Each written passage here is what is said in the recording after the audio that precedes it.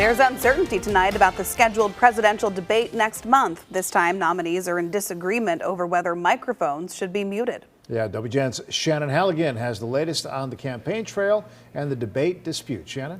Yeah, it is common for campaigns to object over debate mechanics, but there's a lot more riding on this planned debate than years past.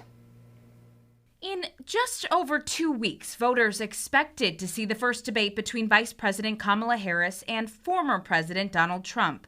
Now that September 10th ABC debate could be in jeopardy. We're thinking about it. They also want to change the rules. You know, the deal was we keep the same rules. Now all of a sudden they want to make a change in the rules because she can't answer questions. During a campaign stop in Virginia, Trump raised the possibility he may not show up to next month's debate. The dispute centers on the muting of microphones when a candidate isn't speaking. It was a condition both President Joe Biden and Trump accepted for their June debate. We agreed to the same rules. I don't know. It doesn't matter to me. I'd rather have it probably on, but the agreement was that it would be the same as it was last time. In that case, it was muted.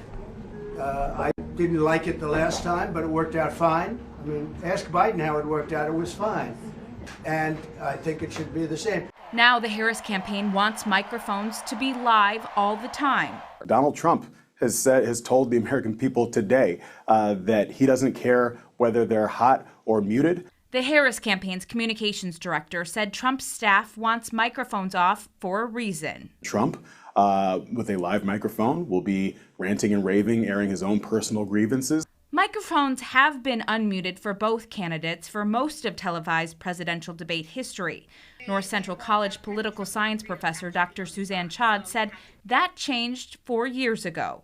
Because in 2020 they didn't have mics muted, and the debate in 2020 was there was no decorum. We couldn't hear each other. They were yelling at one another. So they changed the rules so that the voters, the people viewing, could actually hear what the candidates were saying. Dr. Chad said independently, debates don't really sway voters' preferences on candidates, but this year's debate has much higher stakes. There is so much interest to see how the two candidates that are now vying for the presidency would react to one another. They've never been on a stage together.